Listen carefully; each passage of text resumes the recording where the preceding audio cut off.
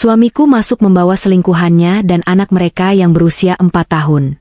Dia menunjuk ke arahku dan berkata pada anak itu, "Kenalkan, ini pembantu barumu, dia yang akan mengurusmu sekarang."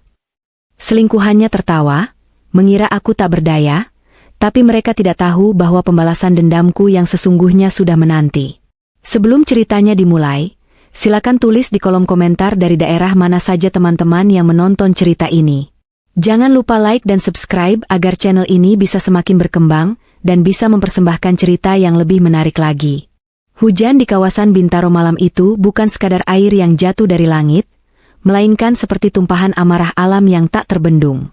Kilat menyambar berkali-kali, menerangi ruang tamu rumah mewah yang seharusnya terasa hangat ini, namun kini terasa begitu dingin dan mencekam. Aku berdiri di balik tirai jendela yang sedikit tersibak, menatap nanar ke arah gerbang hitam yang menjulang tinggi di depan sana. Jam dinding kayu antik berdetak monoton, jarum pendeknya sudah melewati angka 9. Seharusnya, suamiku, Bram, sudah pulang sejak 2 jam yang lalu. Pesan singkat yang kukirimkan hanya berakhir dengan 2 centang abu-abu, tanpa balasan, tanpa kabar. Suara deru mesin mobil yang sangat kuhafal akhirnya terdengar, membelah suara gemuruh hujan. Sorot lampu LED yang tajam menembus kaca jendela, menyilaukan mataku sejenak. Itu mobil SUV hitam milik Bram, mobil yang cicilannya lunas berkat pencairan deposito warisan almarhum ayahku tahun lalu. Hatiku berdesir, ada perasaan tidak enak yang mendadak mencengkeram ulu hati. Biasanya, Bram akan mengirim pesan jika sudah dekat rumah agar aku bisa membukakan pintu garasi, tapi kali ini dia langsung menerobos masuk, membiarkan mobilnya terguyur hujan di halaman depan tanpa berniat memasukkannya ke garasi. Aku bergegas mengambil handuk bersih yang sudah kusiapkan di meja konsol dekat pintu masuk. Naluri seorang istri yang telah mendampinginya selama 7 tahun pernikahan, membuatku ingin memastikan dia kering dan hangat begitu melangkah masuk. Namun, saat tangan kananku memutar gagang pintu utama yang berat itu, pemandangan di hadapanku membuat darahku seolah berhenti mengalir. Bram tidak sendirian. Dia berlari kecil menembus hujan, tidak melindungi kepalanya sendiri, melainkan memegang payung besar untuk melindungi seorang wanita yang berjalan di sampingnya. Wanita itu mengenakan gaun merah menyala yang tampak terlalu tipis untuk cuaca sedang seburuk ini, dengan sepatu hak tinggi yang membuatnya kesulitan melangkah di atas paving block yang basah. Dan yang membuat duniaku runtuh seketika adalah sosok kecil yang digandeng oleh wanita itu.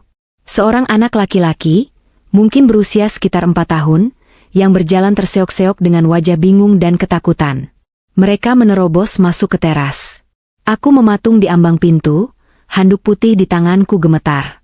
Bau parfum wanita itu, aroma mawar yang terlalu menyengat bercampur dengan bau hujan, langsung menusuk hidungku, mengalahkan aroma pewangi ruangan lavender yang biasa kupasang. "Minggir," ucap Bram dingin, bahkan tanpa menatap mataku. Dia mendorong bahuku pelan agar aku menyingkir dari ambang pintu. Aku terhuyung sedikit ke belakang, menabrak dinding. "Mas, siapa mereka?" tanyaku dengan suara yang tercekat. Tenggorokanku terasa kering, seolah ada pasir yang menyumbat di sana. Wanita itu masuk dengan langkah percaya diri, seolah ini adalah rumahnya sendiri. Dia mengibaskan rambutnya yang sedikit basah, lalu menatap sekeliling ruang tamu kami, ruang tamu yang kudesain sendiri dengan jerih payahku, dengan tatapan menilai yang merendahkan. "Duh, Mas, lantainya licin banget sih. Sepatu mahalku jadi kotor nih kena cipratan air dari luar," keluh wanita itu dengan nada manja yang dibuat-buat. Dia sama sekali tidak mempedulikan kehadiranku. Bram segera berlutut, bukan untuk menyapaku, tapi untuk memeriksa sepatu wanita itu. "Maaf ya, sayang. Nanti biar dibersihkan." Kata "sayang" itu meluncur begitu saja dari mulut Bram, menghantam dadaku lebih keras daripada petir yang menyambar di luar sana. Lututku terasa lemas. Aku mencengkeram handuk di tanganku semakin erat, mencoba mencari pegangan pada realitas yang kini terasa seperti mimpi buruk. "Mas Bram," panggilku lagi, kali ini dengan nada yang sedikit lebih tegas, meski getaran di suaraku tak bisa disembunyikan. "Aku butuh penjelasan. Siapa wanita ini? Dan siapa anak kecil ini?" Bram akhirnya berdiri, menatapku dengan sorot mata yang tak pernah kulihat sebelumnya. Dulu, mata itu menatapku dengan penuh cinta, atau setidaknya rasa hormat. Tapi kini, Yang ada hanya tatapan kosong, dingin, dan penuh keangkuhan. Dia menarik napas panjang, lalu menghela napas kasar seolah keberadaanku di sana hanyalah sebuah gangguan kecil. Dia menoleh pada anak laki-laki yang kini bersembunyi di balik kaki jenjang wanita itu. Bram menarik tangan anak itu lembut, lalu membawanya maju selangkah, tepat di hadapanku. "Dito, lihat sini," kata Bram pada anak itu. Suaranya berubah lembut, nada yang sudah lama tidak ia gunakan saat bicara padaku. "Kamu lihat perempuan ini?" Anak bernama Dito itu mendongak, menatapku dengan mata bulat yang polos. Ada ketakutan di sana, tapi juga rasa ingin tahu. Bram menunjuk tepat ke wajahku dengan jari telunjuknya. Jari yang dulu melingkarkan cincin pernikahan di jari manisku. "Kenalkan, ini, Embok, baru kamu. Namanya Sari. Mulai sekarang, dia yang akan urus makan, mandi, dan semua keperluan kamu di sini. Kamu nggak usah takut. Kalau dia galak, lapor sama papa." Hening. Hanya suara hujan yang menghantam atap yang mengisi kekosongan di antara kami. Aku merasa seolah baru saja ditampar dengan keras tepat di wajah. "Embok? Pembantu? Di rumahku sendiri? Di rumah yang sertifikatnya bahkan masih tersimpan atas nama keluarga besarku sebelum dibalik nama menjadi harta bersama?" Wanita bernama Lydia itu tertawa kecil. Tawa yang renyah namun menyakitkan, seperti gesekan pisau di atas kaca. Dia menatapku dari ujung rambut yang digelung sederhana, hingga ke ujung kakiku yang hanya beralaskan sandal rumah. Tatapannya penuh kemenangan, seolah dia baru saja memenangkan lotre terbesar dalam hidupnya. "Oh, jadi ini yang namanya Sari." Lydia terkekeh, lalu menoleh pada Bram. "Mas, kamu bilang dia agak kaku orangnya. Tapi tampangnya emang cocok sih jadi asisten rumah tangga. Baju daster rumahan begitu, persis kayak pembantu di rumah orang tuaku di Solo." Penghinaan itu begitu telanjang. Darahku mendidih, naik ke ubun-ubun. Ingin rasanya aku berteriak, mengusir mereka semua keluar dari rumahku, melempar barang-barang mereka ke halaman yang basah. Tapi, logikaku yang waras menahan semua itu. Aku melihat bagaimana Bram berdiri dengan angkuh, seolah menantangku untuk meledak. Aku tahu watak Bram. Jika aku mengamuk sekarang, dia akan punya alasan untuk melakukan kekerasan fisik atau bahkan menceraikanku tanpa aku memiliki persiapan apapun. Aku tidak punya bukti perselingkuhan yang kuat selain kehadiran mereka saat ini. Aku tidak tahu seberapa jauh dia telah memindahkan aset-aset kami. Jika aku melawan sekarang, aku akan kalah telak. Aku akan terusir dari rumah ini tanpa membawa apa-apa, persis seperti skenario yang mungkin sudah mereka susun. Aku menarik napas dalam-dalam, menelan gumpalan harga diri yang terasa pahit di tenggorokan. "Kuatkan hatimu, Sari. Jadilah air, bukan api. Air yang tenang bisa menenggelamkan, sementara api hanya akan membakar dirimu sendiri." Perlahan, aku menundukkan kepalaku. Mengubah postur tubuhku yang tegang menjadi sedikit membungkuk. Layaknya seseorang yang memang berada di posisi bawah. Aku memaksakan otot wajahku untuk rileks, menyembunyikan kilatan amarah di mataku. "Baik, Tuan," jawabku lirih, nyaris berbisik. "Akan saya siapkan kamar untuk tamu." Bram tampak sedikit terkejut dengan reaksiku yang begitu pasrah. Mungkin dia mengharapkan histeria, tangisan, atau teriakan. Tapi ketenanganku justru membuatnya merasa di atas angin. Dia tersenyum sinis, merasa telah berhasil menaklukkan istri yang selama ini dianggapnya bodoh dan penurut. "Bagus," kata Bram sambil melempar kunci mobilnya ke atas meja konsol. "Lydia akan tidur di kamar utama bersamaku. Kamu pindahkan semua barang-barangmu ke kamar belakang, bekas gudang itu. Dito akan tidur di kamar tamu yang di lantai 2. Jangan lelet, Lydia butuh istirahat, dia lelah seharian perjalanan." "Dan satu lagi," tambah Lydia sambil mengusap lengan Bram manja. "Masakin air panas dong, Embok. Aku mau mandi. Badan lengket semua nih. Jangan lupa siapin handuk yang baru ya, aku nggak mau pakai bekas kamu." Aku mengangguk pelan, masih tanpa menatap mata mereka. "Baik, Nyonya." Saat aku berbalik menuju dapur, air mataku akhirnya jatuh. Satu tetes, lalu diikuti tetes-tetes lainnya yang tak terbendung. Tapi aku tidak terisak. Aku membiarkan air mata itu membasahi pipiku dalam diam. Setiap langkahku menjauh dari ruang tamu, setiap tawa kecil Lydia yang terdengar di belakang punggungku, dan setiap detik kebisuan Bram, sedang kubakar dalam ingatan. Malam ini, Sari yang dulu, istri yang penuh cinta dan kepercayaan, telah mati. Dan dari abunya, akan lahir sosok baru yang tidak akan berhenti sebelum mengambil kembali setiap sen haknya yang telah dirampas. Hujan di luar sana masih menderu, seakan menjadi saksi bisu dimulainya perang dingin di dalam rumah mewah ini. Matahari pagi belum sepenuhnya muncul, namun aku sudah terbangun. Sebenarnya, aku nyaris tidak tidur sama sekali. Kamar belakang yang dimaksud Bram adalah ruangan sempit berukuran 2x3 meter di dekat area servis, tepat di sebelah ruang cuci. Dulu, ruangan ini memang diperuntukkan bagi asisten rumah tangga jika kami memilikinya. Namun selama ini hanya digunakan untuk menumpuk kardus-kardus barang bekas dan peralatan kebersihan yang jarang dipakai. Kasurnya tipis, apek, dan sudah kempes di bagian tengah. Dindingnya lembab dengan bercak jamur di sudut-sudut atas.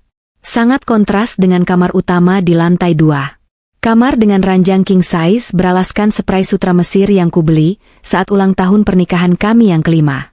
Kamar yang kini dikuasai oleh wanita asing itu. Membayangkan Lydia tidur di atas bantal-bantalku, menggunakan selimutku, dan berada dalam pelukan suamiku, membuat perutku mual. Namun, rasa mual itu kutekan kuat-kuat. Aku punya peran yang harus dimainkan. Aku bangkit, merapikan daster batiku yang kusut, lalu mengikat rambut panjangku menjadi sanggul sederhana. Tidak ada lagi skincare pagi, tidak ada lagi waktu untuk mematut diri di depan cermin. Pukul 5 pagi, aku sudah harus berada di dapur. Tugas pertamaku sebagai babu dimulai. Aku mencuci beras, memotong sayuran, dan menyiapkan sarapan. Bunyi pisau yang beradu dengan talenan menjadi irama pagi yang sunyi. Dulu, aku memasak karena cinta. Aku senang melihat Bram makan dengan lahap masakanku sebelum berangkat kerja. Tapi hari ini, setiap irisan bawang terasa seperti sedang mengiris sisa-sisa perasaanku pada pria itu. Sekitar pukul 7, suara langkah kaki terdengar menuruni tangga. Bram sudah rapi dengan setelan jas kerjanya, jas abu-abu yang kusetrika 2 hari lalu dengan penuh hati-hati. Di belakangnya, Lydia mengekor dengan mengenakan kimono sutra milikku. Kimono merah marun yang merupakan hadiah dari ibuku. Dadaku sesak melihatnya, tapi aku tetap menunduk, fokus mengaduk nasi goreng di wajan. Pagi, Mas, sapa Lydia dengan suara serak-serak basah yang dibuat manja. Dia duduk di kursi yang biasa kududuki, di ujung meja makan, tepat di sebelah kursi utama Bram. Bram duduk sambil membuka tabletnya, membaca berita saham seperti biasa. Pagi, sayang. Tidur nyenyak? Lumayan, walau AC-nya agak berisik ya. Nanti ganti yang baru deh. Mas, rengek Lydia. Iya, nanti aku suruh orang servis atau beli baru sekalian. Jawab Bram enteng. Aku meletakkan piring berisi nasi goreng dan telur mata sapi setengah matang di depan mereka. Baunya harum, asapnya mengepul hangat. Namun, Lydia menatap piring itu dengan wajah jijik, seolah aku baru saja menyajikan sampah. Ini apa sih, Mas? Tanya Lydia sambil menusuk-nusuk telur itu dengan garpu.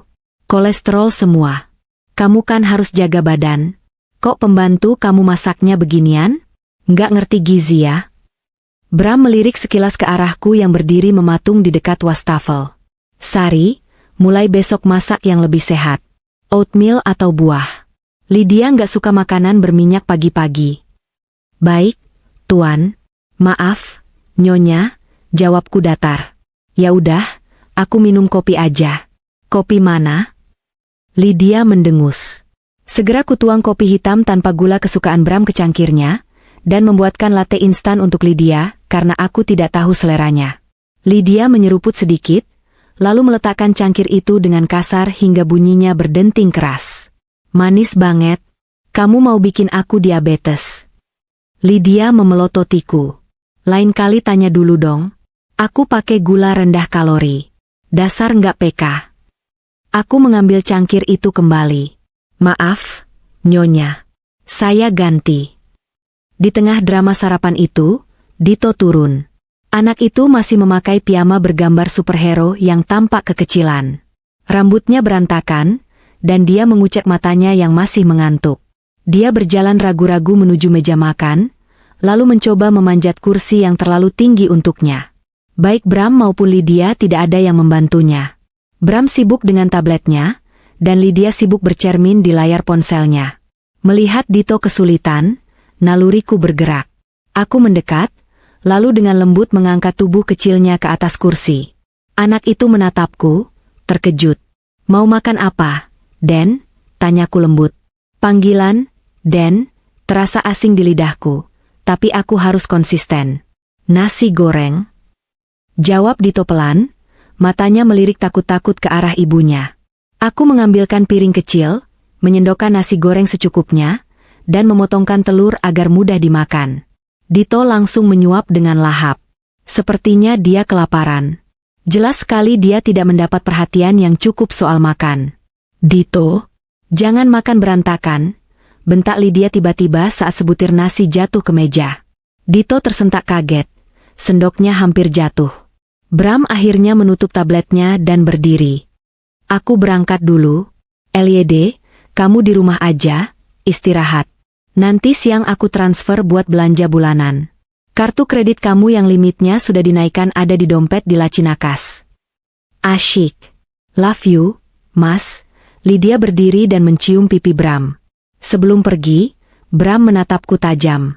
Dia berjalan mendekat, merendahkan suaranya agar Dito tidak mendengar, meski Lydia bisa mendengarnya dengan jelas dan tersenyum licik. "Sari, ingat posisimu. Jangan coba-coba masuk ruang kerjaku di lantai 1. Itu area terlarang buat kamu. Bersihkan saja bagian luarnya. Kalau sampai ada satu kertas pun yang bergeser di meja kerjaku, kamu tahu akibatnya. Dan jangan coba-coba mempengaruhi Dito dengan cerita aneh-aneh." "Mengerti, Tuan," jawabku sambil menunduk. Setelah Bram pergi, Lydia kembali ke kamar utama, meninggalkan Dito sendirian di meja makan bersamaku. Pintu kamar di lantai atas terbanting pelan, lalu hening. Lydia mungkin melanjutkan tidurnya atau sibuk menelepon teman-teman sosialitanya. Kesempatan ini tidak boleh kusia-siakan. Larangan Bram untuk tidak memasuki ruang kerjanya justru menjadi petunjuk terbesar bagiku. Selama 7 tahun menikah, ruang kerja itu adalah tempat kami sering berdiskusi soal bisnis. Aku tahu letak segala sesuatunya. Jika dia melarangku masuk sekarang, berarti ada sesuatu yang baru, sesuatu yang sangat ingin dia sembunyikan. Aku membereskan meja makan dengan cepat, lalu mengajak Dito bermain di ruang tengah. "Dan Dito main Lego di sini dulu ya, Bibi mau bersih-bersih sebentar," kataku sambil mengeluarkan kotak mainan lama yang dulu kusiapkan untuk keponakanku. Mata Dito berbinar melihat mainan itu. Dia anak yang mudah dialihkan karena kesepian. Setelah memastikan Dito asyik bermain dan tidak ada tanda-tanda Lydia akan turun, aku melangkah pelan menuju ruang kerja Bram. Jantungku berdegup kencang. Keringat dingin mulai membasahi telapak tanganku. Pintu ruang kerja itu terkunci. Tentu saja. Tapi Bram lupa satu hal. Rumah ini aku yang merancangnya. Aku berjalan menuju dapur, membuka lemari penyimpanan bahan makanan kering, dan meraba bagian paling atas di balik kaleng kerupuk. Di sana, tertempel dengan selotip hitam, sebuah kunci cadangan master key yang bisa membuka semua pintu di rumah ini, cadangan yang kusimpan bertahun-tahun lalu untuk keadaan darurat jika kunci utama hilang. Dengan tangan gemetar, aku kembali ke depan ruang kerja. Kumasukkan kunci itu ke lubang pintu. Klik. Suara putaran kunci terdengar nyaring di telingaku yang waspada. Aku menoleh ke tangga, memastikan tidak ada siapa-siapa. Kosong. Aku menyelinap masuk dan menutup pintu perlahan, tanpa menguncinya kembali agar tidak berisik. Aroma ruang kerja ini masih sama, wangi kayu mahoni dan sedikit bau rokok Bram. Tapi auranya berbeda. Meja kerjanya berantakan. Tumpukan dokumen berserakan seolah dia sedang panik mencari atau menyembunyikan sesuatu. Aku tidak menyentuh dokumen di atas meja, karena Bram pasti akan sadar jika posisinya berubah. Mataku tertuju pada sebuah lukisan abstrak di dinding sebelah kiri. Lukisan pemandangan panen raya.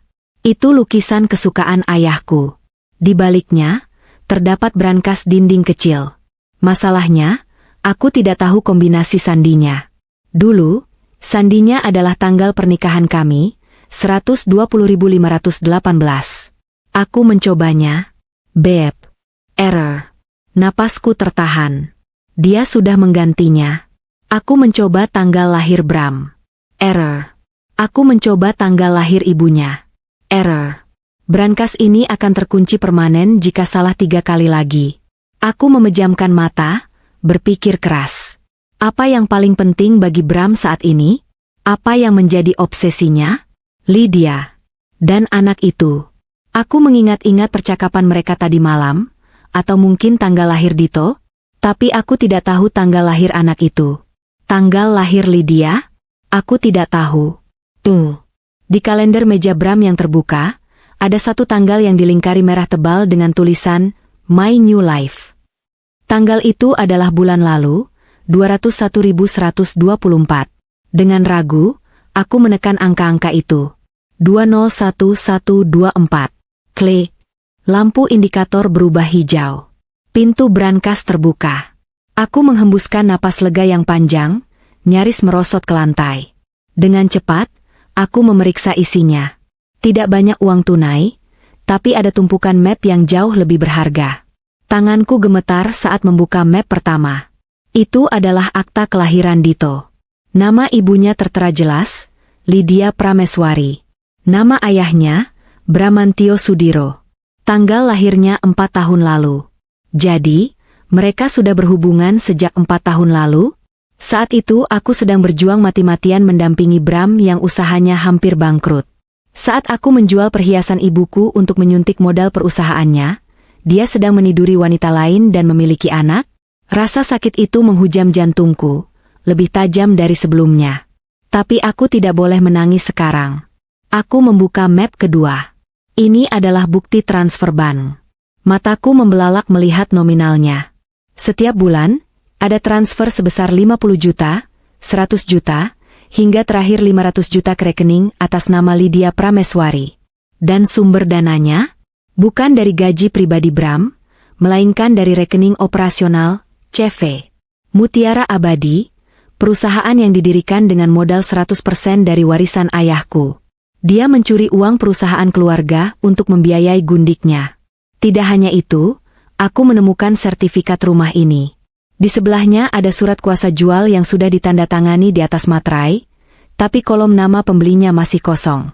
Dia berencana menjual rumah ini, rumah yang menjadi satu-satunya kenangan fisik dari kerja keras kami, atau lebih tepatnya, kerja kerasku. Aku segera mengeluarkan ponsel dari saku daster, memotret semua dokumen itu dengan cepat dan jelas. Halaman demi halaman. Tanganku bergerak secepat kilat.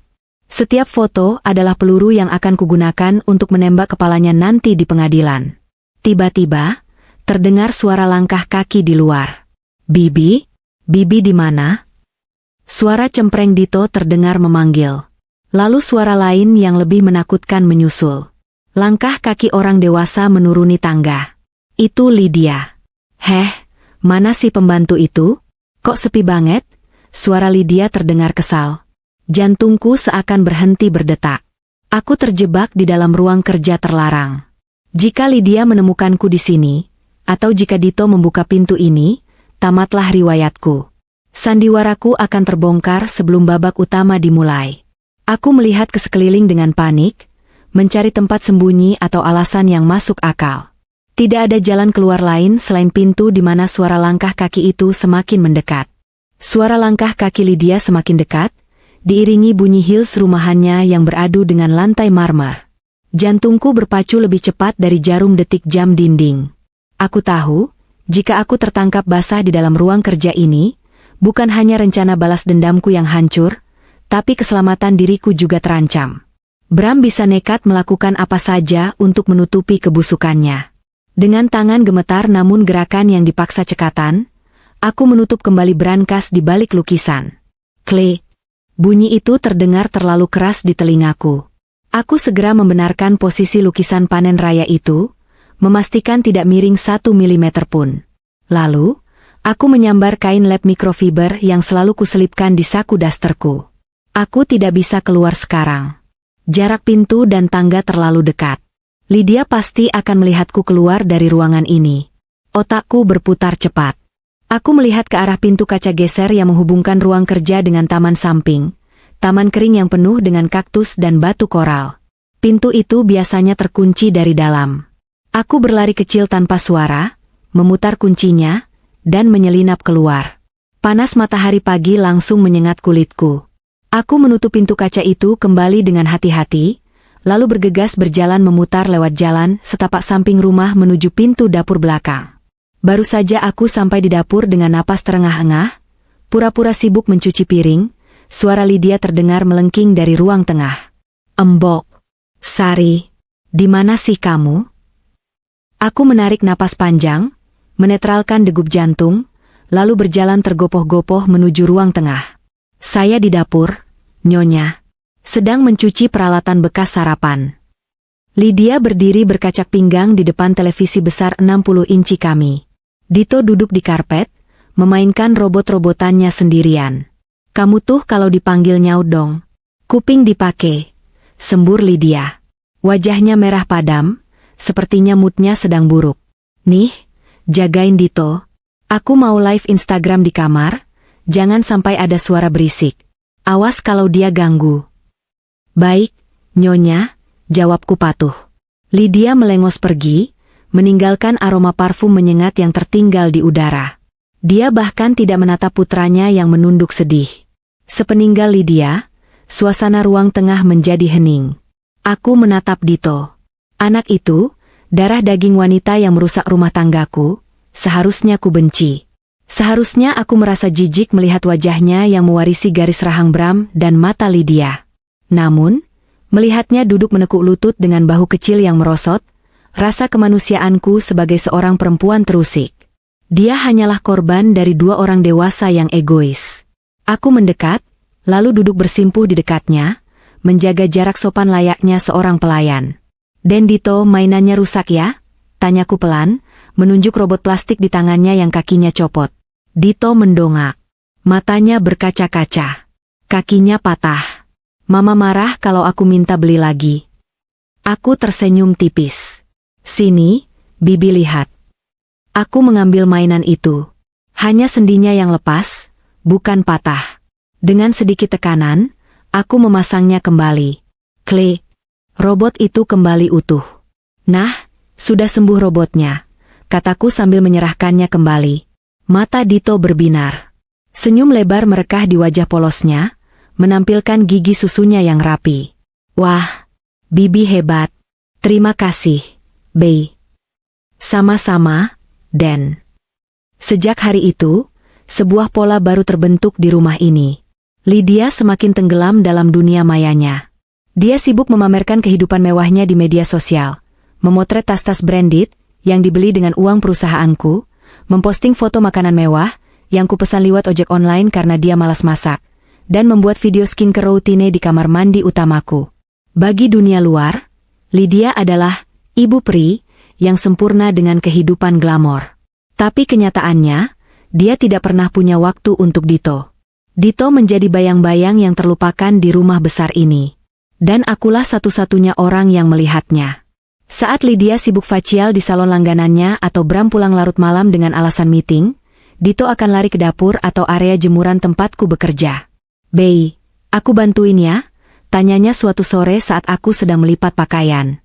"Jangan, Den. Nanti dimarahin tuan," tolakku halus. "Papa nggak bakal tahu. Papa kan nggak pernah lihat aku," jawabnya polos namun menohok. Kata-kata itu membuat tanganku berhenti melipat ke meja Bram. Anak sekecil ini sudah merasakan ketidakhadiran ayahnya. Perlahan tapi pasti, Dito mulai menempel padaku. Dia tidak lagi memanggilku, "Embok," seperti ajaran ayahnya, melainkan, "Bibi," dengan nada sayang. Aku membacakan buku cerita untuknya, buku-buku bekas keponakanku yang kusimpan di gudang. Aku mengajarinya cara mengikat tali sepatu, sesuatu yang seharusnya diajarkan Lydia. Aku bahkan diam-diam membuatkan susu coklat hangat saat dia terbangun mimpi buruk di tengah malam, karena Lydia mengunci pintu kamar utama dan tidak mendengar tangisannya. Suatu sore yang hujan, sama derasnya dengan malam kedatangan mereka, Dito duduk di pangkuanku di teras belakang. Kami melihat titik-titik air jatuh menimpa daun tanaman hias. Bram belum pulang, dan Lydia sedang tidur siang. Tiba-tiba, Dito mendongak menatap wajahku. Jari mungilnya menyentuh pipiku. "Bibi, Ya, Dan? Kenapa papa nggak pernah peluk aku kayak papanya teman aku di sekolah? Kenapa mama selalu dorong aku kalau aku mau cium? Pertanyaan itu meluncur begitu saja, menghantam ulu hatiku. Aku menatap mata bening itu. Ada kerinduan yang mendalam di sana, kerinduan akan kasih sayang yang tak pernah ia dapatkan meski hidup bergelimang harta. Setan di kepalaku berbisik, hancurkan dia. Katakan kalau dia anak haram. Katakan kalau orang tuanya sampah. Tapi aku menepis bisikan itu. Tidak. Aku tidak akan merusak jiwa anak kecil ini dengan kebencian. Biarlah dia melihat kebenaran dengan matanya sendiri, bukan dari hasutanku. Itu akan jauh lebih menyakitkan bagi Bram dan Lydia nantinya. Aku mengelus rambut Dito lembut. Dan Dito, bapakmu itu orang sibuk. Dia kerja keras cari uang buat beli mainan Dito, buat beli baju bagus. Tapi aku nggak mau mainan, Bey. Aku mau dipeluk. Potong Dito, air mata mulai menggenang di pelupuk matanya. Aku menarik napas panjang, lalu berkata dengan nada serius namun lembut. Dito, dengar Bibi ya. Kadang, orang dewasa itu punya cara sayang yang beda. Tapi, Dito harus kuat. Dito harus lihat sendiri, siapa yang benar-benar ada buat Dito saat Dito sedih, dan siapa yang cuma ada saat Dito senang. Bibi ada buat Dito? Tanyanya lirih. Aku mengangguk. Kali ini tulus. Selama Bibi di sini, Bibi akan jagain Dito. Sabar ya, Nak. Dunia memang kadang gak adil, tapi Dito anak laki-laki. Dito harus pintar melihat mana yang emas, mana yang cuma sepuhan. Dito tidak sepenuhnya mengerti metaforaku, tapi dia mengangguk mantap. Dia memeluk leherku erat, menyandarkan kepalanya di bahuku yang berbalut daster lusuh. Aroma minyak telon dan keringat anak-anak menguar darinya. Di detik itu, aku menyadari satu hal krusial, Dito bukan lagi sekadar anak selingkuhan. Dia adalah kartu as terbesarku. Bram dan Lydia mungkin memiliki uang dan kekuasaan saat ini, tapi mereka telah kehilangan hati anak mereka sendiri. Dan anak ini, dengan kepolosannya, akan menjadi senjata yang paling mematikan untuk meruntuhkan pertahanan mereka. Karena tidak ada yang lebih jujur daripada kesaksian seorang anak yang terluka. 2 minggu berlalu sejak aku menemukan dokumen di brankas itu. Suasana rumah semakin tegang. Bram semakin sering pulang larut dengan wajah kusut. Dari selentingan pembicaraan telepon yang kudengar saat membersihkan ruang tamu, bisnisnya sedang menghadapi masalah cash flow. Vendor-vendor mulai menagih pembayaran, sementara uang perusahaan yang dia tarik untuk Lydia sudah terlalu besar, membuat operasional terganggu. Karma bekerja lebih cepat dari dugaanku. Malam itu, sekitar pukul 10, Bram pulang dengan membanting pintu. Wajahnya merah padam, dasinya sudah longgar tak beraturan. Dia langsung menuju minibar di sudut ruang tengah, menuang alkohol ke dalam gelas kristal dengan tangan gemetar. Lydia turun dari lantai atas, masih dengan masker wajah menempel. Mas, berisik banget sih. Dito baru aja tidur tahu. Omelnya, meski aku tahu Dito sebenarnya belum tidur karena aku baru saja selesai membacakan dongeng kancil untuknya. Diam kamu, bentak Bram. Suaranya menggelegar, membuat Lydia terlonjak kaget. Jangan bikin aku tambah pusing. Loh, kok kamu nyentak aku? Lydia tidak terima. Dia melepaskan masker wajahnya kasar dan melemparnya ke lantai yang baru saja kupel. Aku ini istri kamu sekarang. Harusnya kamu pulang tuh bawa happy, bukan marah-marah. Aku sedang berada di dapur, pura-pura membereskan sisa makan malam. Posisiku strategis, terhalang sekat lemari pajangan namun bisa mendengar setiap kata dengan jelas. Instingku mengatakan, ini adalah momennya. Pertengkaran ini bukan pertengkaran biasa. Ini adalah ledakan dari tekanan finansial yang Bram rasakan. Sehari sebelumnya, aku sudah membeli sebuah alat perekam suara mini berbentuk pulpen lewat toko online, menggunakan akun samaran dan mengirimnya ke alamat pos Satpam Komplek agar tidak ketahuan Bram. Alat itu sekarang terselip manis di antara bunga-bunga plastik di vas besar di tengah meja ruang keluarga, tepat di mana mereka berdiri sekarang. Aku sudah menyalakannya sejak Bram masuk tadi. Istri? Bram tertawa sinis, suara gelas beradu dengan meja kaca terdengar nyaring. Kamu pikir jadi istri cuma modal dandan dan belanja? Kartu kredit kamu itu tagihannya bulan ini 50 juta. Lydia, 50 juta. Kamu beli apa aja hah? Ya buat kebutuhan kita lah, Mas. Baju, tas, perawatan, kan aku harus tampil cantik buat dampingin kamu. Katanya pengusaha sukses, masa istrinya kucel kayak si Sari itu. Lydia membela diri dengan nada tinggi. Setidaknya Sari gak pernah bikin perusahaanku hampir bangkrut. Teriak Bram frustrasi. Hening sejenak. Namaku disebut. Ada rasa puas yang aneh menyelusup di hatiku mendengar pengakuan tak sadar itu. Oh, jadi kamu belain babu itu sekarang? Kamu nyesel ceraiin dia dan milih aku? Suara Lydia mulai bergetar, manipulatif. Bukan itu poinnya. Bram membanting gelasnya. Prang. Pecahan kaca berserakan. Masalahnya duit. Lydia, duit. Perusahaan lagi diaudit. Aku nggak bisa ambil uang seenaknya lagi. Kamu harus hemat. Hemat? Aku nggak bisa hidup susah. Mas, kalau tahu bakal kayak gini, mending aku tetap di apartemen aja daripada pindah ke rumah neraka ini. Kalau bukan karena aku bawa Dito ke sini, kamu pikir aku mau nikahin kamu secara siri? Kalimat itu keluar. Bom waktu itu meledak. Aku menahan napas di balik tembok dapur. Jantungku berdegup kencang, berharap alat perekam itu menangkap setiap silabelnya dengan jernih. Lydia terdiam, mungkin shock. Maksud kamu apa? Bram, mungkin karena pengaruh alkohol atau saking stresnya, terus mencerocos tanpa rem. Aku bawa Dito dan kamu ke sini karena aku butuh alasan buat nekan Sari supaya dia mau pergi tanpa nuntut harta gono gini. Dan aku bawa anak itu supaya kita nggak perlu bayar babysitter mahal atau sewa apartemen lagi. Aku pikir dengan bawa Dito, Sari bakal sakit hati dan langsung minta cerai, terus kita bisa kuasai asetnya. Tapi ternyata dia malah jadi pembantu bodoh yang betah di sini. Jadi, suara Lydia terdengar lirih, tapi tajam. Kamu nggak peduli sama Dito? Kamu bilang kamu sayang sama anak kita. Sayang? Bram mendengus kasar. Anak itu cuma beban. Lydia, cengeng, manja, persis kayak kamu. Aku bawa dia ke sini cuma buat alat tawar. Biar kelihatan keluarga bahagia di depan investor, kalau nanti kita butuh pencitraan. Jujur aja, aku muak lihat muka dia. Tiap lihat Dito, aku ingat betapa borosnya pengeluaran buat susu dan sekolah mahalnya itu. Kalau bukan anak kandung, udah kubuang ke panti asuhan. Mas, kamu jahat banget. Halah, nggak usah munafik. Kamu juga nggak pernah urus dia kan? Kamu cuma jadiin dia aksesoris di Instagram kamu. Kita sama aja, Lydia.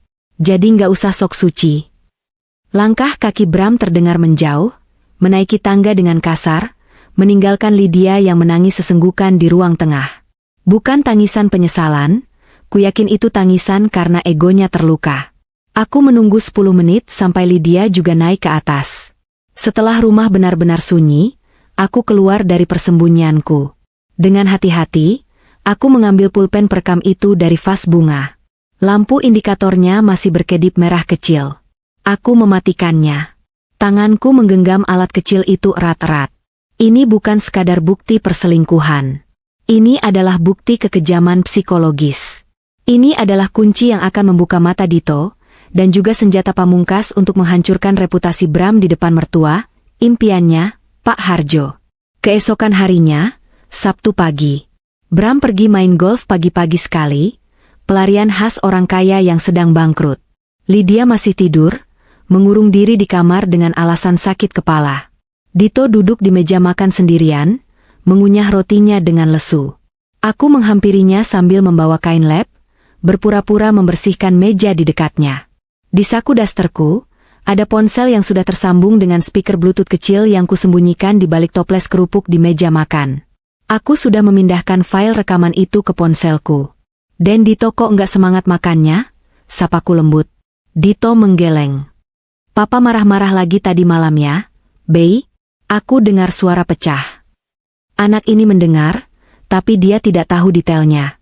Ini saatnya. Maafkan Bibi, Dito. Ini akan sakit, tapi ini perlu. Seperti mencabut gigi busuk, sakitnya sebentar tapi akan menyelamatkanmu dari racun yang lebih parah. Bibi nggak sengaja nemu rekaman suara papa. Bisikku, seolah bicara pada diri sendiri. Aku menekan tombol play di layar ponselku yang tersembunyi. Volumenya kuatur rendah, tapi cukup jelas di telinga kami berdua di ruang makan yang sunyi itu. Suara Bram terdengar, jernih dan tajam. Aku bawa anak itu ke sini cuma biar kamu nggak ngerongrong duit buat babysitter. Aku bawa dia ke sini cuma buat alat tawar.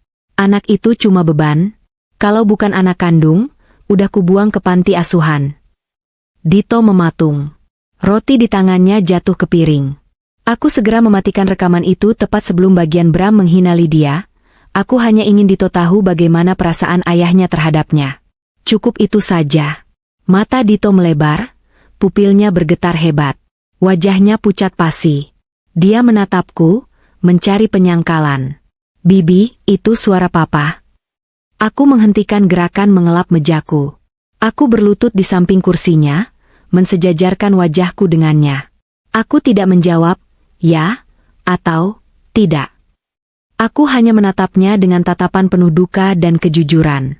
Den Dito anak pintar, kataku pelan, suaraku bergetar menahan tangis. Dito bisa bedain suara papa, kan? Bibir Dito bergetar. Satu isakan lolos dari mulutnya, lalu diikuti tangisan yang memilukan. Bukan tangisan cengeng minta mainan, tapi tangisan hati yang patah.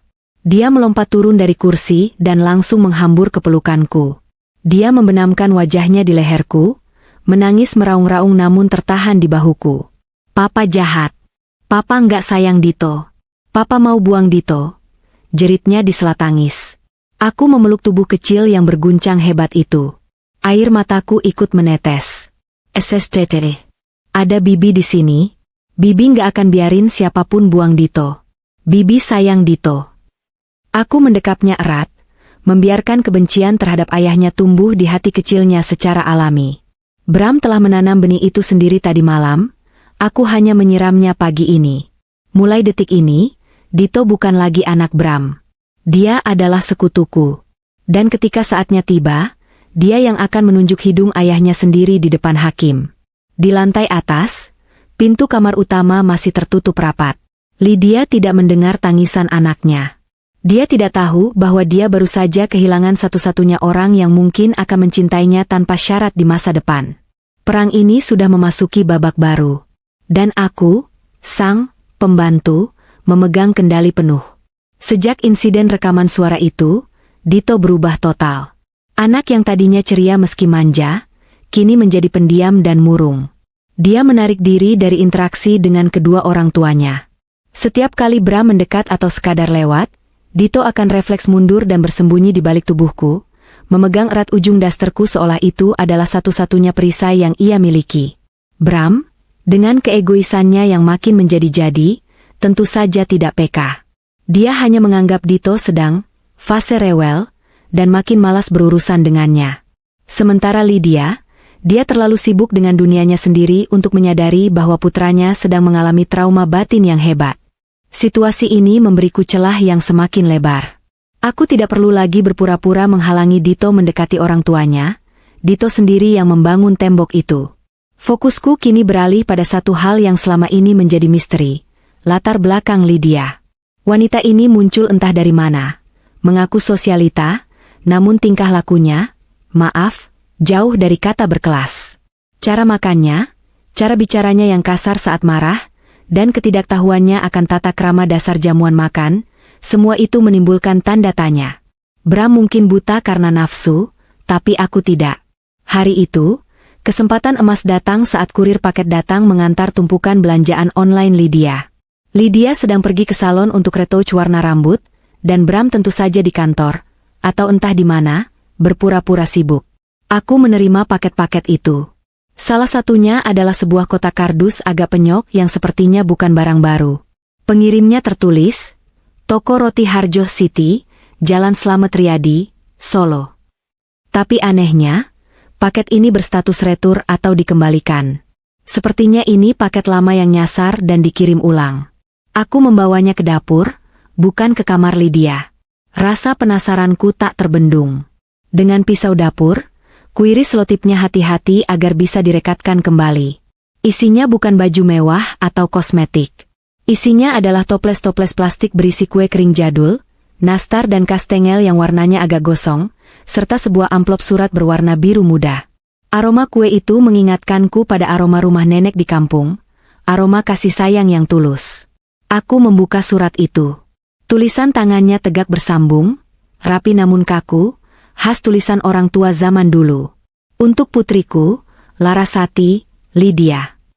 Bapak dan ibu kirimkan kue kesukaanmu. Pulanglah, Enduk. Bapak dengar kamu sudah punya anak. Bawa cucu bapak pulang. Jangan hidup di Jakarta jadi benalu orang. Bapak malu sama tetangga, tapi bapak lebih takut kamu kualat. Suami orang bukan rezekimu. Kalau kamu tidak mau pulang, setidaknya biarkan kami merawat anak itu. Tanganku gemetar memegang kertas itu. Larasati? Jadi nama aslinya Larasati? Dan dia bukan orang kaya seperti yang digembar-gemborkannya pada Bram? Dia hanyalah anak pemilik toko roti di Solo yang kabur dan mengganti identitasnya demi gaya hidup instan. Dan yang paling penting, orang tuanya tahu, dan mereka tidak merestui. Di bagian bawah surat, tertera nomor telepon rumah dengan kode area Solo. Ini dia. Kepingan puzzle terakhir yang kucari. Aku segera menyimpan nomor itu di ponsel rahasiaku. Setelah merapikan kembali paket itu seolah belum disentuh dan meletakkannya di tumpukan paling bawah di kamar Lydia, aku menunggu momen yang tepat. Siang harinya, saat Dito tidur siang dan rumah sepi, aku mengunci diri di kamar mandi pelayan. Sinyal agak susah, tapi cukup untuk melakukan panggilan suara. Jantungku berdegup kencang saat nada sambung berbunyi. Tut, tut. Halo? Toko Roti Harjo, pripun? Suara berat seorang pria tua terdengar di seberang sana. Logat Jawanya kental dan berwibawa. Aku menarik napas panjang, mengatur nada suaraku menjadi sesopan mungkin, selirih mungkin, memainkan peran wanita teraniaya yang memohon pertolongan. Halo. Assalamualaikum, Bapak. Maaf mengganggu. Apa benar ini dengan Bapak Harjo, ayah dari Mbak Larasati? Hening sejenak di seberang sana. Waalaikumsalam. Benar. Ini siapa? Temannya Laras? Nadanya berubah waspada. Saya Sari, Pak. Saya yang mengasuh Dito, cucu Bapak, di Jakarta. Dito? Suara Pak Harjo terdengar tercekat. Ada getaran emosi di sana.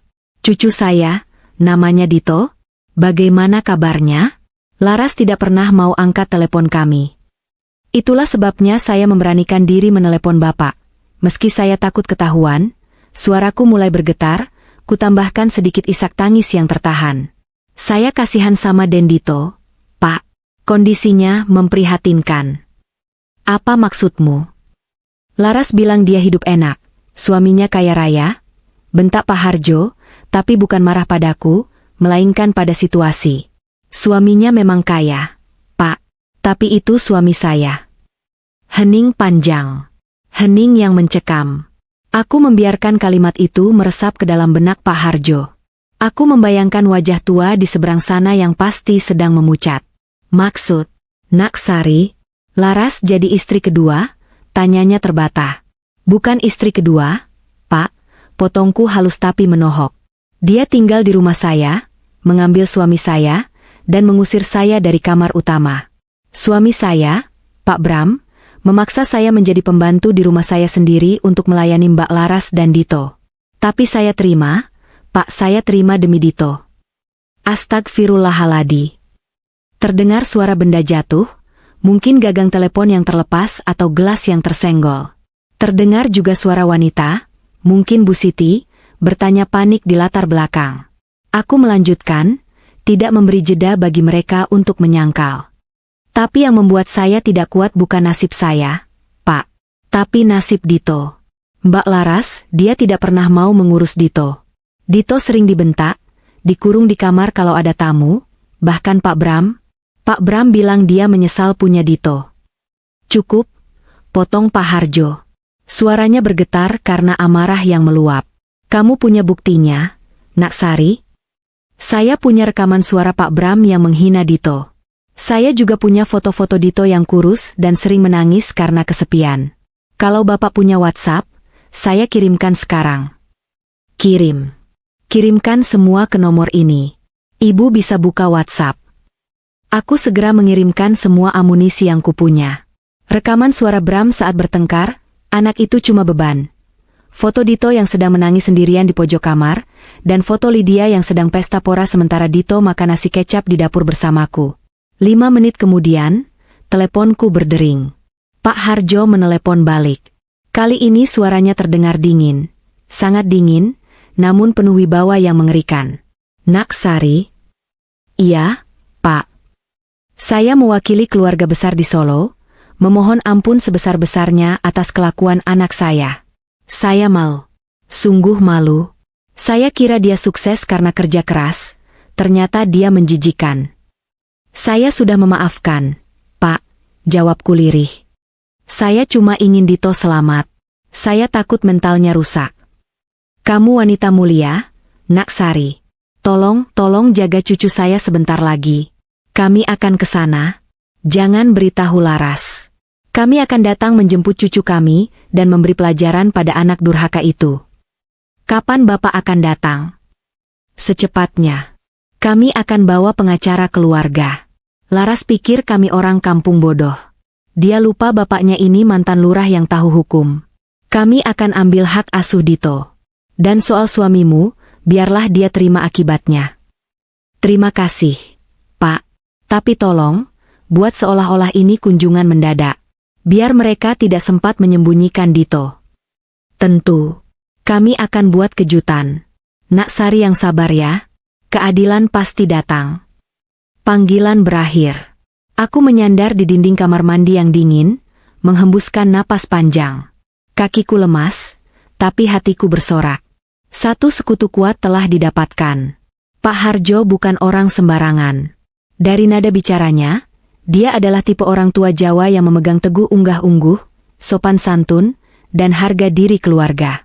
Mengetahui putrinya menjadi pelakor, perebut laki orang, dan menelantarkan anak adalah aib terbesar baginya. Sore itu, aku kembali bekerja seperti biasa. Menyapu, mengepel, mencuci. Namun setiap kali melihat Lydia yang sedang asyik video call dengan teman-temannya sambil tertawa lebar, aku membatin, tertawalah sepuasmu, Larasati. Nikmati sisa waktumu menjadi nyonya palsu. Karena, raja, dan ratu, yang sesungguhnya dari Solo sedang dalam perjalanan untuk melucuti mahkotamu. Aku melihat Dito yang sedang duduk melamun di teras.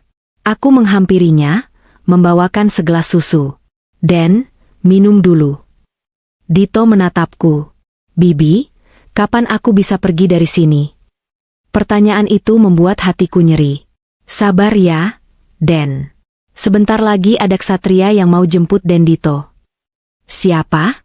Batman? Aku tersenyum. Lebih hebat dari Batman. Kakek dan nenek. Mata Dito berbinar bingung. Dia tidak pernah mengenal kakek neneknya. Tapi harapan sekecil apapun lebih baik daripada keputusasaan di rumah neraka ini. Malam itu, hujan turun lagi. Tapi bagiku, hujan kali ini tidak lagi terdengar menyedihkan. Suara rintik air itu terdengar seperti derap langkah pasukan yang sedang berbaris menuju kemenangan. Rencana Pak Harjo sudah matang, tapi aku butuh panggung yang tepat untuk eksekusinya. Aku tidak ingin mereka datang saat rumah sepi. Aku ingin mereka datang saat Bram dan Lydia merasa berada di puncak dunia, agar jatuhnya terasa makin sakit. Beberapa hari setelah kontak dengan Pak Harjo, aku mulai melancarkan serangan psikologis halus pada Bram. Perusahaannya makin oleng. Audit internal menemukan banyak kejanggalan, dan investor mulai menarik diri. Bram uring-uringan, wajahnya makin tua 10 tahun dalam seminggu terakhir. Malam itu, saat membawakan kopi ke ruang kerjanya, aku diizinkan masuk lagi karena dia terlalu malas membersihkan sendiri. Aku melihat Bram memijat pelipisnya frustrasi. Pusing, Tuan? Tanyaku datar sambil meletakkan cangkir. Bram tidak menoleh. Bukan urusanmu. Saya dengar dari sopir, Pak Gunawan batal investasi ya, pancingku. Pak Gunawan adalah salah satu rekan bisnis lama ayahku yang masih menghormati keluarga kami, tapi Bram tidak tahu kalau aku masih berkomunikasi dengannya. Bram mengebrak meja. Sopir itu mulutnya ember. Iya, batal. Puas kamu? Sayang sekali, kataku tenang, berdiri tegak dengan tangan terlipat di depan perut. Padahal dulu almarhum bapak selalu bilang, rezeki itu harus dipancing dengan suasana hati yang bagus. Kalau Tuan kelihatan stres, investor makin lari. Mereka pikir Tuan tidak kompeten. Bram terdiam. Egonya tersentil. Dia menatapku tajam. Maksud kamu apa? Kenapa Tuan tidak buat acara makan malam kecil? Undang beberapa rekan bisnis potensial. Tunjukkan kalau Tuan dan keluarga baru, Tuan ini bahagia dan solid. Tunjukkan kalau finansial Tuan stabil. Orang kaya berbisnis dengan orang yang terlihat kaya, kan? Bram tampak berpikir. Ide itu masuk akal baginya.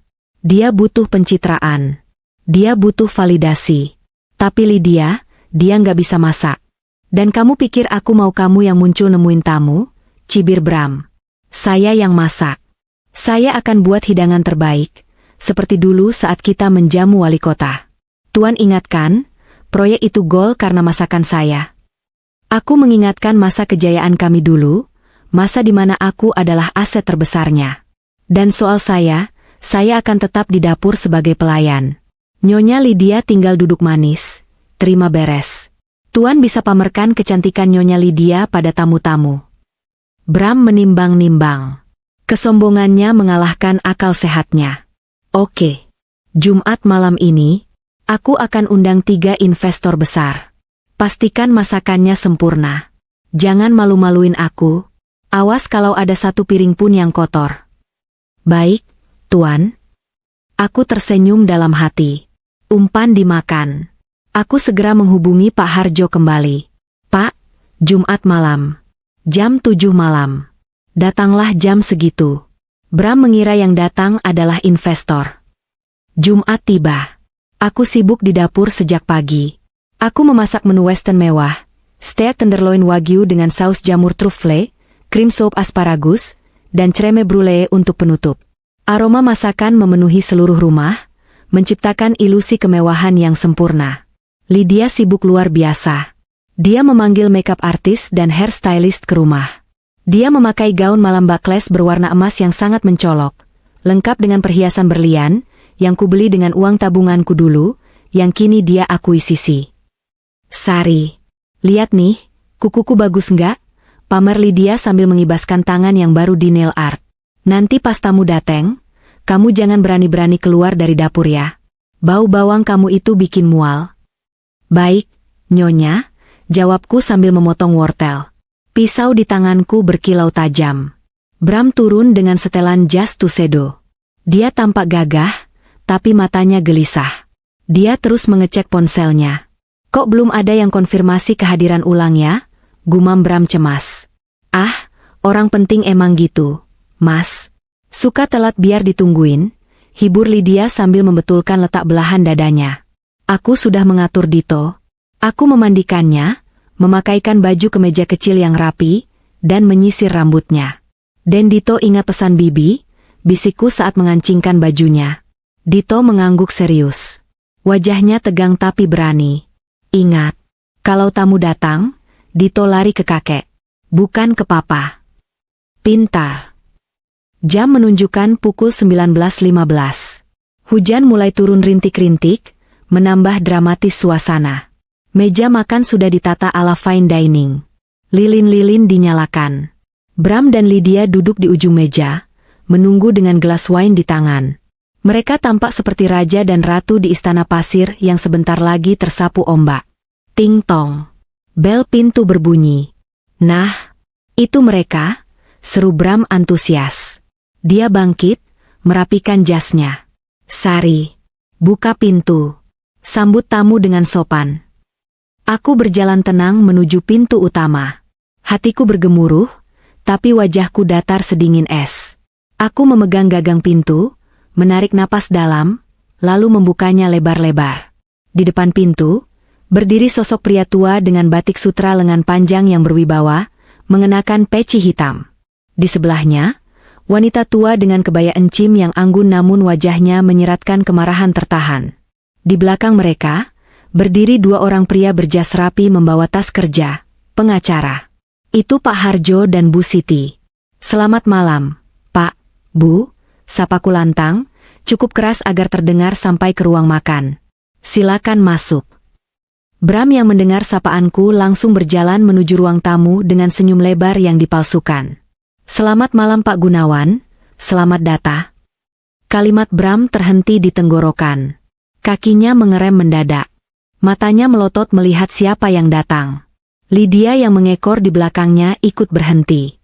Wajahnya yang tadinya merona karena blush on, seketika berubah pucat pasi, lebih putih dari tembok. Gelas wine di tangannya gemetar. Bapak, Ibu, desis Lydia. Suaranya tercekat. Pak Harjo tidak tersenyum. Tatapannya tajam menusuk langsung ke arah Bram, lalu beralih ke Lydia. Dia melangkah masuk tanpa melepas sepatunya, diikuti rombongannya. Aura kepemimpinannya mengintimidasi seisi ruangan.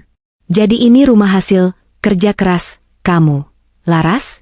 Tanya Pak Harjo dingin, suaranya berat menggema di ruang tamu yang sunyi. Bram gelagapan. Dia menatapku bingung dan marah.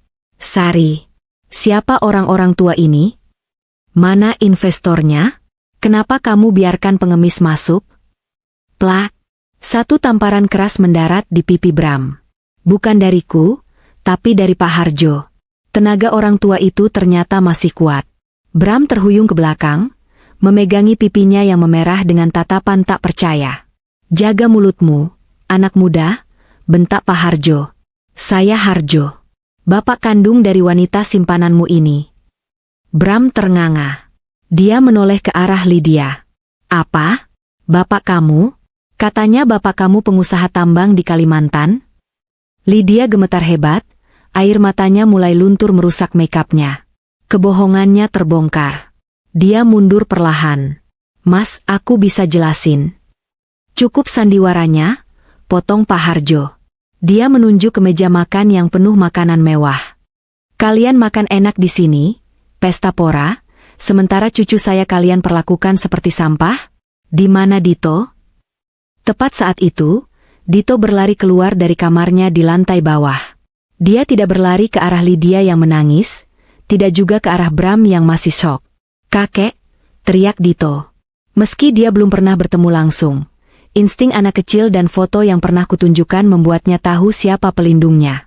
Dito menubruk kaki Pak Harjo, memeluknya erat. Kakek, bawa Dito pulang. Papa jahat. Papa nggak mau Dito. Pemandangan itu menghancurkan sisa-sisa pertahanan Bram. Dia melihat anak kandungnya sendiri lari ketakutan darinya, dan berlindung pada orang asing yang baru saja menamparnya. Bu Siti langsung berlutut, memeluk Dito sambil menangis. Cucuku.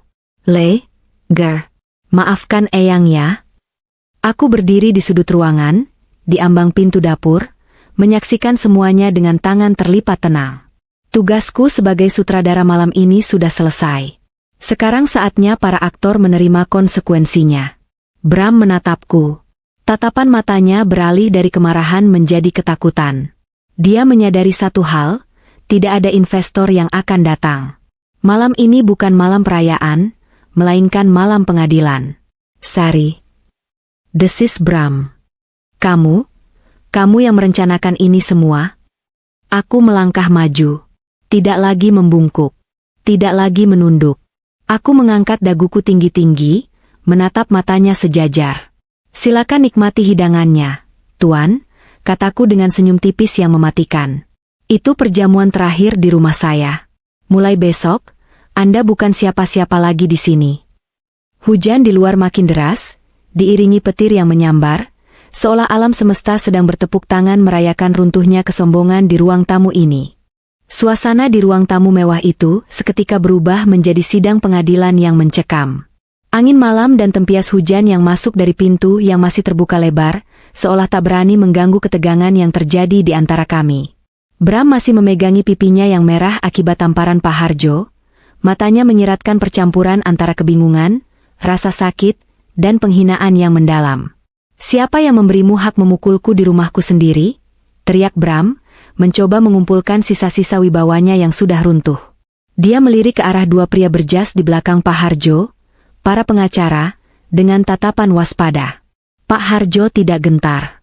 Dia melangkah maju, postur tubuhnya tegak menantang Bram yang jauh lebih muda. Rumahmu? Kau yakin ini rumahmu, Nak Bram? Sebelum Bram sempat menjawab, salah satu pengacara yang dibawa Pak Harjo maju. Dia membuka tas kerjanya dan mengeluarkan sebuah map tebal berwarna merah. Selamat malam, Saudara Bramantio, ucap pengacara itu dengan nada datar namun tegas. Perkenalkan, saya Adrian, kuasa hukum yang ditunjuk oleh Ibu Sari dan juga mewakili Bapak Harjo untuk urusan perlindungan anak. Bram ternganga. Dia menoleh cepat ke arahku. Kuasa hukum. Sari? Apa maksudnya ini? Sari itu cuma istri bodoh yang... Istri sah yang memiliki 80% saham di CV.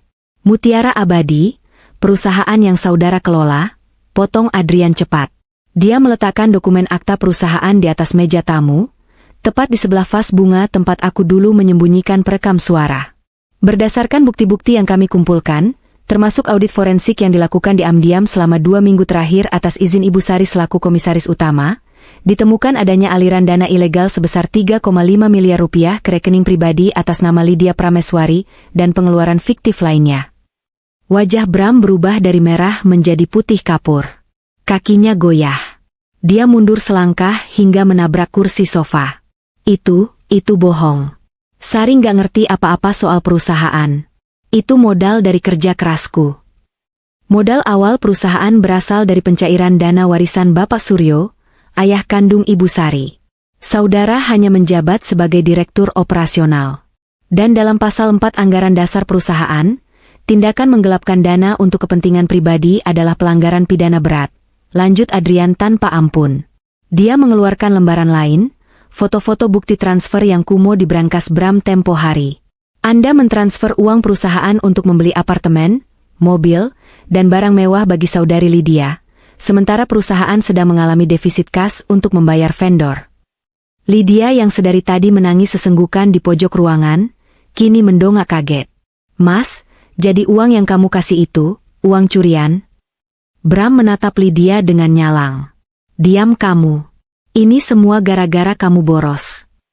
Jangan salahkan anak saya, bentak Bu Siti. Wanita tua itu berdiri sambil mendekap Dito yang masih gemetar di pelukannya. Laras memang salah karena mau sama suami orang. Tapi kamu sebagai laki-laki, sebagai kepala keluarga, kamu yang harusnya punya otak. Kamu kasih makan anak orang pakai uang haram, pantas hidupmu nggak berkah. Bram terpojok. Dia melihat sekeliling, mencari celah untuk membela diri, tapi tidak ada. Fakta-fakta itu menghujamnya seperti peluru. Dan soal rumah ini, tambah Adrian sambil mengeluarkan sertifikat tanah fotokopian. Sertifikat asli memang ada di tangan saudara, tapi surat perjanjian pranikah yang saudara tanda tangani 7 tahun lalu menyatakan bahwa segala aset yang dibeli menggunakan dana warisan istri, tetap menjadi hak milik istri sepenuhnya. Rumah ini dibeli cash menggunakan uang Ibu Sari. Jadi secara hukum, saudara Bramantio hanyalah menumpang di sini. Hening. Fakta itu adalah pukulan telak terakhir. Bram selalu merasa dia adalah raja di istana ini, bahwa akulah yang beruntung dinikahi olehnya. Ternyata, selama ini dia hanyalah parasit yang hidup di inangnya. Aku melangkah maju dari bayang-bayang dapur. Kini aku berdiri tepat di tengah ruangan, di bawah lampu kristal yang berkilauan. Aku menatap Bram dengan tatapan dingin, tatapan seorang pemilik yang memergoki pencuri di rumahnya. Kamu dengar itu, Mas? Tanyaku pelan. Kamu bukan tuan rumah di sini. Kamu cuma tamu yang sudah terlalu lama menginap dan lupa diri. Bram menatapku dengan kebencian yang meluap-luap. Urat-urat di lehernya menonjol. Dasar wanita ular. Jadi selama ini kamu pura-pura jadi pembantu cuma buat jebak aku? Kamu rencanakan ini semua? Kamu nikmati melihat aku hancur? Aku tidak merencanakannya, Mas. Kamu yang menyusun kehancuranmu sendiri, jawabku tenang. Aku cuma mengumpulkan puing-puingnya. Kamu yang bawa selingkuhanmu masuk ke rumahku. Kamu yang suruh aku jadi babu. Kamu yang hina aku di depan anakmu sendiri. Aku cuma diam dan menonton. Apa salah kalau aku mengambil kembali apa yang jadi hakku? Hak? Hak apa? Bram tiba-tiba menerjang ke arahku. Tangannya terkepal, siap melayangkan pukulan. Aku bunuh kamu. Namun, belum sempat tangannya menyentuh wajahku, 2 orang pria berbadan tegap, Sopir Pak Harjo dan asisten pengacara Adrian langsung menyergapnya. Mereka memelintir tangan Bram ke belakang punggungnya dengan mudah. Bram meronta-ronta seperti binatang liar yang terperangkap, berteriak-teriak memaki dengan kata-kata kotor yang tak pantas didengar telinga, apalagi di depan anaknya. "Lepaskan! Lepaskan aku! Ini rumahku!" raung Bram. Dito, yang melihat ayahnya mengamuk seperti monster, semakin membenamkan wajahnya ke dada neneknya. "Nenek takut. Papa jahat. Papa kayak monster." Pak Harjo menatap Bram dengan jijik. "Bawa dia keluar. Polisi sudah menunggu di depan komplek. Saya sudah laporkan dia atas dugaan penipuan dan penggelapan dana. Biar dia jelaskan semuanya di kantor polisi." Mendengar kata polisi, nyali Bram seketika ciut. Tubuhnya lemas. Dia berhenti meronta. Dia menatapku, kali ini bukan dengan amarah, tapi dengan tatapan memelas. Tatapan manipulatif yang dulu sering dia gunakan saat meminta uang padaku. "Sari, sayang, masa kamu tega penjarain suami kamu sendiri? Kita bisa bicarakan ini baik-baik. Ingat kenangan kita, Sari. Ingat 7 tahun pernikahan kita. Aku hilaf. Aku janji bakal berubah. Aku bakal usir Lydia sekarang juga. Tolong, cabut laporannya." Aku tertawa kecil. Tawa yang kering dan hampa. "Hilaf? Hilaf itu sekali, Mas. Kalau 4 tahun punya anak dan kuras harta istri, itu bukan hilaf. Itu niat jahat. Dan soal kenangan, kenangan itu sudah mati saat kamu suruh aku tidur di gudang dan sebut aku, Embok, di depan anakmu." Aku menoleh pada Lydia yang masih mematung dengan wajah sembab. "Dan kamu, Nyonya Lydia," kataku tajam. "Atau harus kupanggil Larasati?" Lydia tersentak. Dia menatap ayahnya takut-takut. "Kemas barang-barangmu sekarang," perintahku. "Bawa semua baju-baju norakmu, tas-tas KWMU. Tapi jangan bawa satupun perhiasan atau barang berharga yang dibeli pakai uang suamiku, maksudku, uang perusahaanku. Kalau ada satu jarum pun yang hilang, aku akan tuntut kamu juga sebagai penadah barang curian." Lydia menangis histeris, bersimpuh di kaki ibunya. "Bu, Laras nggak mau dipenjara. Laras mau pulang." Bu Siti menangis, tapi dia tidak memeluk putrinya. Dia menegakkan bahunya. "Kamu pulang sama bapak dan ibu. Di Solo, kamu akan belajar jadi manusia lagi. Nggak ada lagi dandan-dandan, nggak ada lagi sosialita. Kamu akan bantu ibu bikin roti, dari subuh sampai malam, sampai kamu ngerti susahnya cari uang halal." Malam itu berakhir dengan kericuhan yang melegakan. Bram digeret keluar oleh pihak berwajib yang sudah menunggu di gerbang. Dia berteriak-teriak memanggil namaku sampai suaranya hilang ditelan suara sirine mobil patroli. Lydia, dengan makeup luntur dan tanpa alas kaki, masuk ke mobil ayahnya dengan kepala tertunduk dalam, membawa koper seadanya. Dito. Sebelum masuk ke mobil kakeknya, dia berlari ke arahku. Dia memeluk kakiku erat sekali. Bibi ikut kan?" tanyanya penuh harap. Aku berjongkok, menghapus air mata di pipi gembilnya. "Dito pergi dulu sama kakek dan nenek ya. Di sana banyak teman, banyak mainan, ada sawah, ada sungai. Bibi harus beres-beres rumah dulu, nanti Bibi main ke sana." Janji. Mobil-mobil itu pun pergi, meninggalkan pekarangan rumahku yang basah. Hujan sudah berhenti. Aku berdiri sendirian di teras yang luas dan sunyi. Tidak ada lagi Bram, tidak ada lagi Lydia, tidak ada lagi suara tangisan Dito yang kesepian. Aku masuk ke dalam rumah, menutup pintu utama, dan menguncinya. Untuk pertama kalinya dalam sebulan terakhir, aku merasa rumah ini benar-benar milikku lagi. Udaranya terasa lebih ringan, seolah racun-racun yang selama ini menggerogoti dinding-dindingnya telah tersapu bersih oleh badai yang baru saja berlalu. 1 bulan kemudian, matahari pagi menerobos masuk melalui jendela kaca besar yang baru saja kubersihkan. Cahayanya jatuh tepat di atas lantai marmer yang kini berkilau hangat, tidak lagi dingin seperti sebulan yang lalu. Aku duduk di kursi rotan di beranda belakang, tempat favoritku yang dulu sering dipakai Lydia untuk berfoto-foto pamer. Di tanganku, secangkir teh melati mengepulkan aroma yang menenangkan. Rumah ini terasa berbeda. Lebih hening, tapi bukan keheningan yang mencekam, melainkan keheningan yang damai. Sejak malam pengusiran itu, aku melakukan pembersihan besar-besaran. Bukan hanya membersihkan debu, tapi membuang semua jejak mereka. Kasur di kamar utama tempat mereka tidur sudah kubakar, aku tidak sudi mendonorkannya. Spray, bantal, gorden, semuanya kuganti baru dengan warna-warna cerah, putih, krem, dan biru langit. Aku ingin menghapus memori tentang warna merah dan emas norak selera Lydia. Pakaian-pakaian Bram yang tertinggal sudah kusumbangkan ke panti asuhan, biar setidaknya ada sedikit manfaat dari sisa keberadaannya.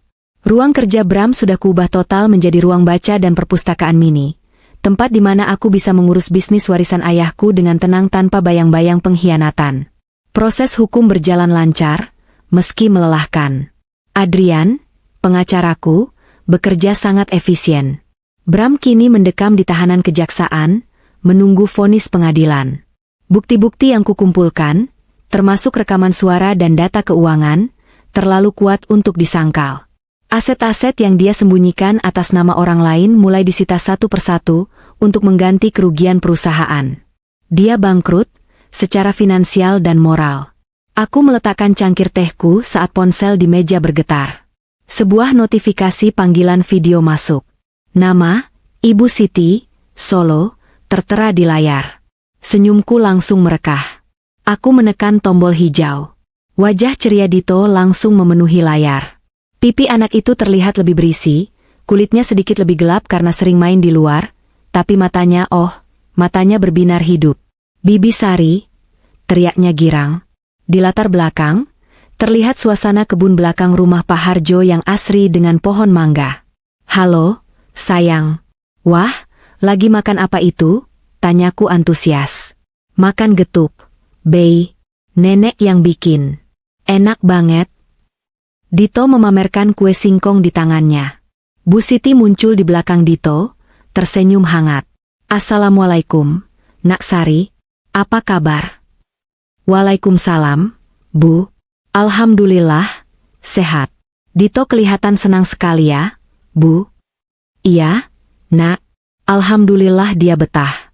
Tiap pagi ikut kakek ke sawah, siang bantu-bantu di toko. Nggak pernah main HP lagi. Dia jadi anak yang ceria. Bu Siti mengelus kepala Dito. Oh ya, Laras, dia titip salam. Dia malu mau bicara langsung sama kamu. Aku terdiam sejenak. Bagaimana dia, Bu? Dia sedang di dapur, lagi ngaduk adonan roti. Bapaknya keras sama dia. HP disita, nggak boleh keluar rumah kecuali ke pasar sama ibu. Awalnya dia ngamuk-ngamuk, nangis, mogok makan. Tapi setelah bapak ancam mau usir dia jadi gelandangan, dia mulai nurut. Sekarang dia mulai sadar. Nak, dia bilang, dia menyesal sudah jahat sama kamu dan Dito. Aku menghela napas lega. Tidak ada dendam yang tersisa, hanya rasa kasihan. Syukurlah kalau dia mulai berubah. Bu, saya doakan yang terbaik buat Laras. Makasih ya, Nak Sari. Kamu hati malaikat. Kapan main ke Solo? Dito kangen lo. Segera, Bu. Setelah urusan sidang cerai ketuk palu minggu depan, saya akan liburan ke sana. Hore. Bibi mau data Aang? Sorak Dito. Setelah berbincang sebentar lagi, panggilan berakhir. Melihat Dito bahagia adalah kemenangan terbesarku. Dia selamat. Rantai toksik parenting itu sudah putus. Aku kembali menyesap tehku. Ponselku bergetar lagi. Kali ini bukan panggilan video, melainkan sebuah pesan singkat dari nomor yang tidak dikenal. Aku membukanya. Sari, ini aku, Bram. Aku pinjam HP temanku di sel. Tolong aku, Sar. Di sini mengerikan. Aku tidur di lantai, makan nasi keras. Aku sakit-sakitan. Tolong cabut tuntutan kamu. Aku janji bakal lakuin apa aja. Aku rela jadi sopir kamu, jadi tukang kebun kamu, asal jangan di sini.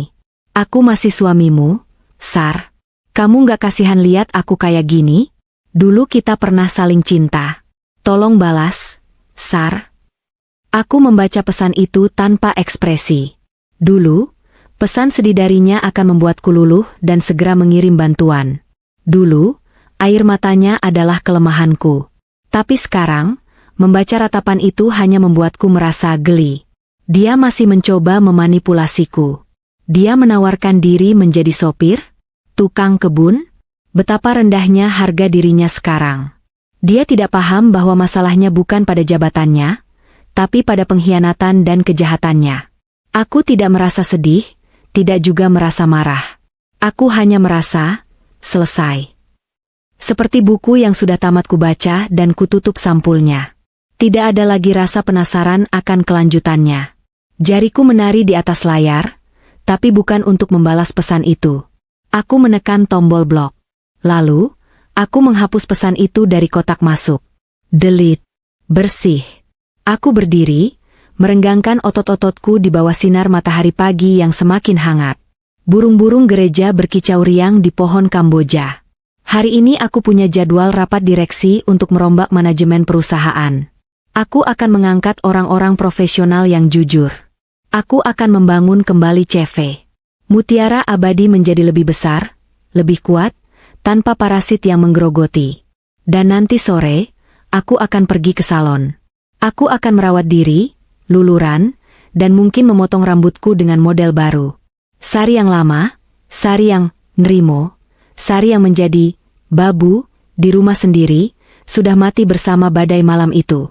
Kini yang ada adalah Sari yang baru. Wanita mandiri, pemilik hidupnya sendiri, yang tidak butuh validasi dari laki-laki manapun untuk merasa berharga. Aku tersenyum menatap langit biru yang cerah tanpa awan. Tugas bersih-bersih sudah selesai.